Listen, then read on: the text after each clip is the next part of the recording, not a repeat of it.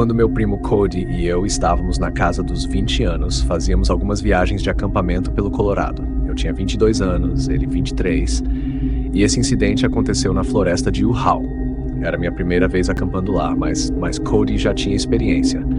Nossa rotina de trabalho permitia que tirássemos folgas no meio da semana, e era nesses dias que costumávamos acampar, evitando multidões e tráfego. Sempre deixava Cody no comando dessas viagens. Ele era escoteiro, eu não. Estacionamos em uma área de piquenique e seguimos pela trilha. Após uns 15 minutos de caminhada, encontramos um lugar ideal. Uma clareira grande o suficiente para nossas 2 barracas, o fogareiro portátil e uma fogueira. Desempacotamos nossas coisas e montamos as barracas. Cody, como sempre, fez isso em minutos. Eu levei mais de 20, como de costume. Em seguida, montamos um círculo de pedras para a fogueira. Pegamos gravetos e madeira. Cody tinha trazido um acendedor e um isqueiro, então meio que trapaceamos, mas funcionou. Com o sol se pondo, Cody começou a grelhar alguns bifes e hambúrgueres. Uma coisa sobre ele é que sempre caprichava nas refeições durante esses acampamentos. Claro, tínhamos spray de pimenta para ursos, caso o cheiro da comida atraísse algum. Cody sempre dizia que isso era improvável e que o verdadeiro perigo na floresta eram as outras pessoas. Enquanto comíamos e ouvíamos rock clássico no alto-falante, conversávamos sobre bons tempos.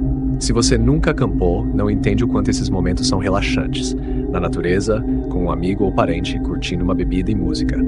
À medida que escurecia, começamos a jogar cartas. E foi durante uma partida de Uno que ouvimos algo estranho. Passos e alguém cantarolando, vindo da escuridão da floresta. Imediatamente, pausei a música. Ficou claro que alguém estava por perto.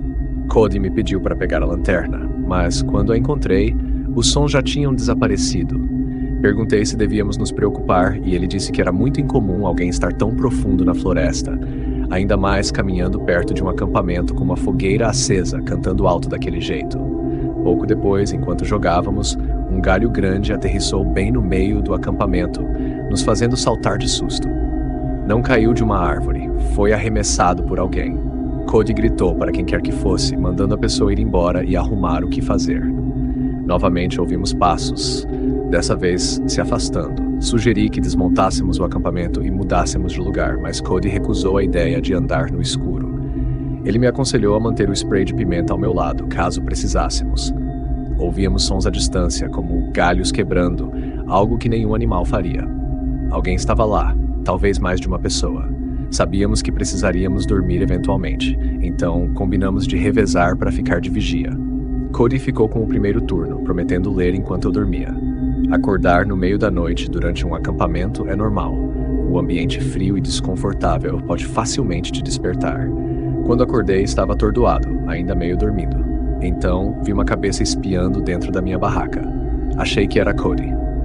Rubriquei os olhos, mas a escuridão tornava impossível ver o rosto. Perguntei grog se era minha vez de ficar de vigia. O Cody não respondeu, e então o zíper da barraca foi rapidamente fechado, e a cabeça sumiu. Deitei de novo por um segundo, mas uma sensação estranha me dominou. Sentei-me abruptamente, ouvindo os passos se afastando. Chamei Cody novamente, mas não houve resposta. Saí da barraca e fui até a dele, que estava fechada. Abri o zíper e o vi, profundamente adormecido em seu saco de dormir. Um frio percorreu minha espinha. Tremendo, sacudi Cody até ele acordar. "Alguém está aqui", eu disse. Ele levou um tempo para processar o que eu estava falando, mas quando entendeu, pegou o spray de pimenta. Ele admitiu que deve ter cochilado enquanto lia e sugeriu que eu dormisse com ele na mesma barraca. Para isso, eu precisava buscar meu saco de dormir. Quando fui buscar meu saco de dormir, ouvi novamente aquele maldito cantarolar do lado de fora. Corri de volta para a barraca de Cody, sussurrando para ele. "Você também ouviu?" Ele apenas acenou afirmativamente. Ficamos trancados na barraca, com os sprays de pimenta em mãos. Eu daria tudo para que um urso aparecesse e nos livrasse daquele pesadelo. O tempo parecia arrastar-se. Finalmente acordei Cody quando chegou minha vez de vigiar, mas o dia já estava começando a amanhecer. Com a luz do dia, desmontamos o acampamento o mais rápido possível. Enquanto poderíamos ter procurado outro local para passar mais uma noite, nenhum de nós estava disposto. Aquela foi uma experiência assustadora e só queríamos a segurança de nossas casas. 6 anos se passaram desde então e Cody ainda me convida para acampar de vez em quando, mas nunca mais tive vontade. Aquele rosto espiando dentro da minha barraca ainda me assombra. Algumas pessoas podem ser muito mais aterrorizantes do que qualquer coisa que possamos encontrar na natureza.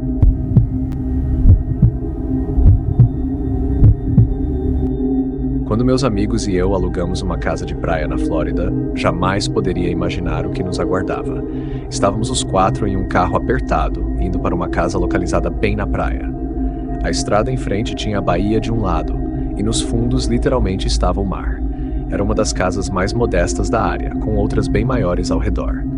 A nossa tinha 4 quartos, o suficiente para cada um de nós. A estrada estava deserta enquanto descarregávamos o carro e nenhum veículo passou por ali o tempo todo. O interior da casa era simples, mas bem cuidado, com uma forte decoração temática de praia, até uma prancha decorativa atrás da TV. A sala de estar tinha uma vista incrível para o deck, que dava diretamente na areia da praia. Sem perder tempo, fomos todos para o mar assim que nos acomodamos. Passamos horas na água e jogando futebol. Parecíamos ser os únicos ali, exceto por um casal mais velho que estava bem longe. Após um tempo na praia, saímos para jantar e depois fomos para alguns bares na cidade. Quando voltamos de Uber, já estava escuro. Decidimos jogar futebol na praia, mesmo meio bêbados. Enquanto eu corria para pegar a bola após errar um passe, notei algo na água. A luz da lua refletia no oceano e só por isso consegui ver. Havia uma pessoa em pé com a água na cintura. Chamei a atenção dos outros e eles também viram. Era estranho por causa do horário. Já passava da meia-noite, mas pensamos que poderia ser algum morador local aproveitando a noite. Voltamos para o deck bebendo cerveja e conversando até que todos, um a um, começaram a ir dormir. John e eu fomos os últimos a entrar. Eu continuava olhando para o lugar onde vimos a pessoa na água, por pura curiosidade. Foi quando percebi alguém em pé na areia, olhando diretamente para nós. A figura permanecia imóvel, o que deixou tudo ainda mais perturbador. Talvez fosse um vizinho, mas porque estava apenas parado encarando. Tentamos ignorar, mas John também notou que a pessoa não se movia. Após um tempo, ele comentou que o indivíduo ainda estava lá, olhando fixamente. Decidi perguntar em voz alta: "Bem?" John me perguntou por que eu fiz aquilo, e eu mesmo não sabia o que estava esperando como resposta. A pessoa não disse nada. Agora já estávamos oficialmente assustados. Entramos na casa com os outros 2, Travis e Liam, já dormindo profundamente, provavelmente cansados pela bebida. Decidimos ir para a cama também, já que queríamos aproveitar o dia seguinte. Depois de escovar os dentes, fui até a janela do meu quarto para dar uma última olhada na praia antes de dormir. Foi então que o nível de tensão aumentou drasticamente. Aquela mesma pessoa estava agora de pé, bem em frente ao deck, de costas para a praia, encarando a casa. Parecia que estava olhando diretamente para minha janela. O corpo era grande, com uma estrutura que sugeria ser um homem. Era sem dúvida o mesmo que vimos antes. Chamei John, mas ele não respondeu de imediato. Corri até o quarto dele, bati na porta e disse para vir ver. Quando ele chegou, a pessoa já havia desaparecido. Fiquei arrepiado, mas John acreditou na minha história. Mesmo assim, não íamos sair para procurar. Fechei as cortinas e tentei dormir, mas a sensação de que alguém estava lá fora não me deixava. Quem era aquela pessoa? Por que estava nos cercando? Estava perdido nesses pensamentos quando ouvi batidas na janela do meu quarto. O som me paralisou completamente. Logo após, outra sequência de batidas suaves. Não tive coragem de levantar as cortinas. Quase gritei perguntando quem era, mas me segurei. Em vez disso, corri para a sala, gritando para que todos acordassem. Um por um, meus amigos saíram de seus quartos. Quando verificamos, não havia ninguém na janela. Fomos até o deck, acendemos as luzes e olhamos para a praia. Nada. Checamos os lados e a frente da casa, mas ninguém estava por perto. John e eu contamos o que havia acontecido enquanto os outros dormiam. No dia seguinte, fomos até os vizinhos mais próximos para perguntar se haviam tido experiências estranhas. Um dos vizinhos contou algo realmente assustador. Uma semana antes, alguém bateu a porta dele no meio da noite. Quando ele perguntou quem era, a pessoa não respondeu, apenas continuou batendo. Ele não abriu a porta. Não sabemos se os 2 eventos estavam conectados, mas isso tornou tudo ainda mais aterrorizante. Passamos o resto do dia explorando a cidade e a praia, mas nada de estranho aconteceu novamente. Deixamos a casa no dia seguinte. Até hoje me pergunto o que teria visto se tivesse levantado a cortina naquela noite.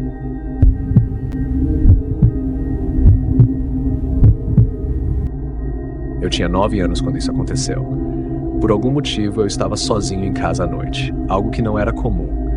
Geralmente, quando minha mãe saía, era para fazer compras rápidas e ela sempre voltava logo. Naquela noite, eu estava jogando Metroid Prime no meu GameCube, completamente imerso no jogo, quando ouvi o telefone da casa tocar. Minha mãe sempre me dizia para atender o telefone se ele tocasse. Caso fosse ela, então desci correndo e atendi no quarto toque. O identificador de chamadas mostrava o número da minha mãe. Ela disse: "Querido, você pode sair para me ajudar com as compras?" Eu respondi: "Mãe?" E ela repetiu: "Sim, querido." Algo na voz dela soava estranho. Nós sempre reconhecemos a voz de nossas mães, mesmo sendo tão jovem. Eu senti que algo não estava certo. Perguntei: "Por que você está falando assim?" Ela respondeu: "Assim como, querido."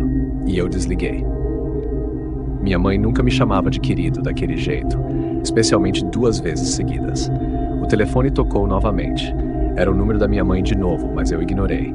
Meu coração estava disparado e eu estava nervoso. Me sentei na cozinha esperando ver se o telefone tocaria uma terceira vez. Alguns minutos depois ele tocou, mas o número era diferente dessa vez. Atendi, e uma voz de homem do outro lado disse: "Oi, James. Sei que isso vai soar estranho, mas sou seu pai. Estou aqui fora." Tudo que consegui responder foi um fraco: "O quê?"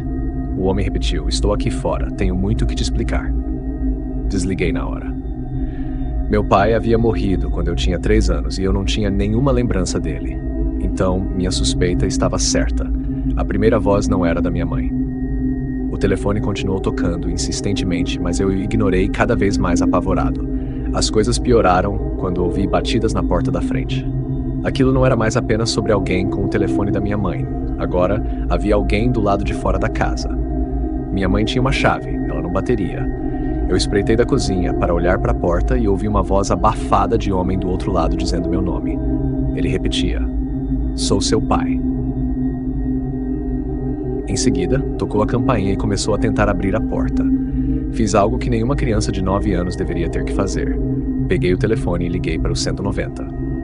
A atendente me fez algumas perguntas que pareciam básicas, mas a mais importante foi me instruir a me trancar no banheiro ou em outro cômodo com porta trancável até que a polícia chegasse. O banheiro ficava no andar de baixo, então me escondi lá com as luzes apagadas. Ouvi alguém tentando abrir a janela, lutando com a tranca. Depois eles se moveram para outra janela e continuaram tentando. A cada tentativa, meu coração batia mais rápido. Se alguma dessas portas ou janelas estivesse destrancada, a história teria um desfecho muito diferente. Eles devem ter desistido antes da chegada da polícia, porque a atendente do 190 me informou que os policiais já estavam na porta. Quando saí do banheiro para abrir a porta para os policiais, finalmente desliguei o telefone. Eles fizeram uma rápida investigação dentro e fora da casa e me perguntaram onde minha mãe estava e se ela conhecia alguém que pudesse querer nos machucar. Respondi que achava que ela estava fazendo compras, mas que não conhecia ninguém que pudesse querer nos fazer mal.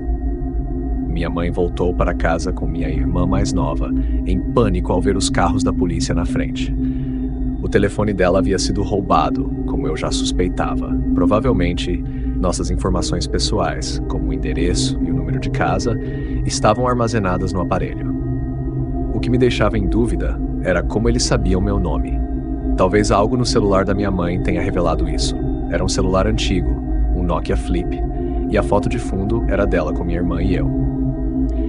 Isso pode ter dado a algum casal nojento a ideia de que a dona do telefone era uma mãe solteira com 2 filhos. E eles tentaram usar isso para me enganar e fazer com que eu saísse de casa. Horrível. O telefone deve ter sido descartado depois das tentativas frustradas. Após esse evento, minha mãe parou de me deixar sozinha à noite, até eu ser mais velho. A partir daquela noite, tudo mudou.